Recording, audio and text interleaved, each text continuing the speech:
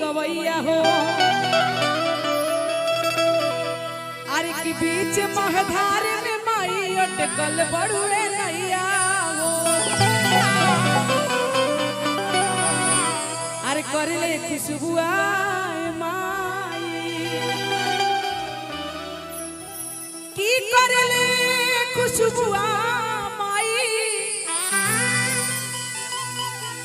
दोनों हाथ में जोड़े हो। अरे कृपा बनवले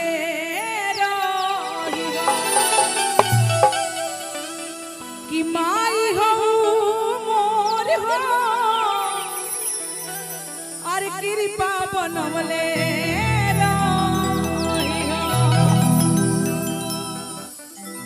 आई माई के सिमरन बंदन सीधे सीधे गीत की ओर चलो जो कहे काका हो कि गंगा जी न होई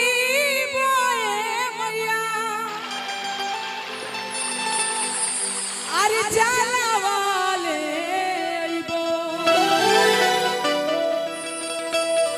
कि आंगना लिपइबो मैया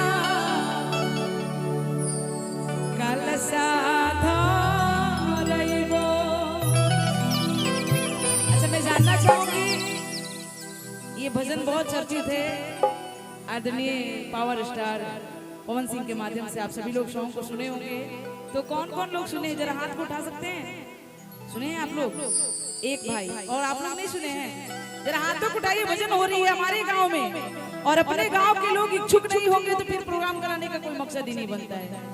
जागरण का मतलब कि खुद भी जगो और लोग को भी जगा कर रखो। तो ऐसे खामोश होकर के हम लोग बैठेंगे तो जग नहीं सकते।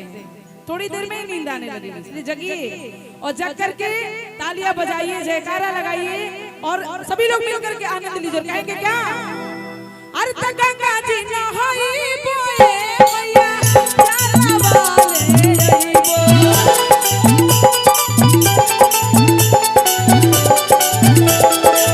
गंगा जी न होई बोए मैया जाला वाले आंगन में कोई बोए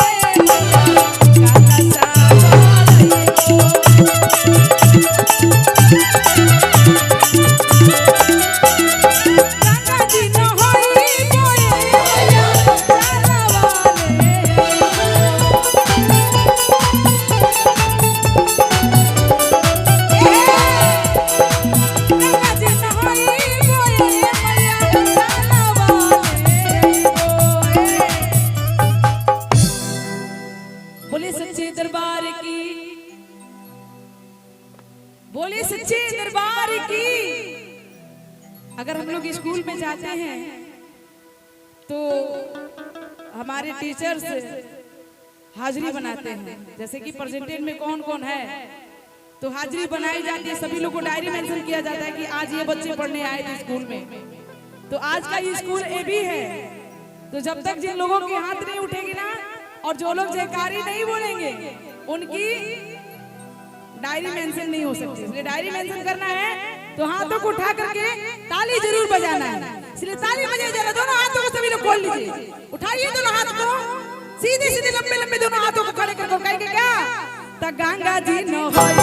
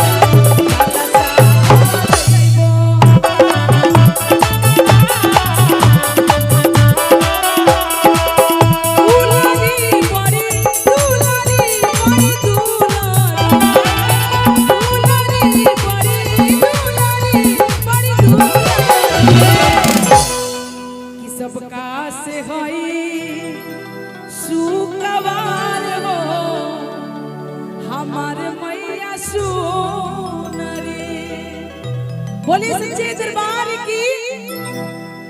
क्या बात है, मोबाइल बंद करो आप लोग, माता रानी का नाम लेने से मोबाइल हैंग हो जाएगा, इसलिए जयकारा लगाओ। बोले सच्चे दरबार की। और हाथों को खोल के कहेंगे क्या कि दुलारी बड़ी दुलारी बड़ी दुलारी दुलारी बड़ी दुलारी बड़ी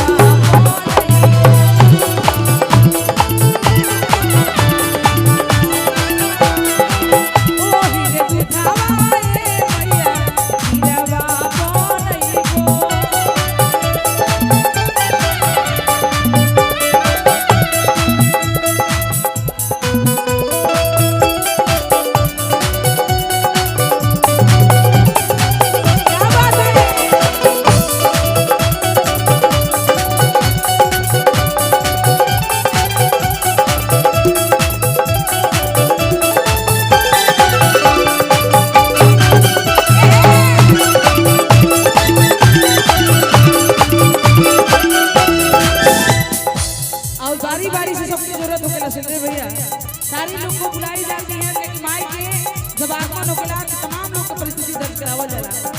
कैसे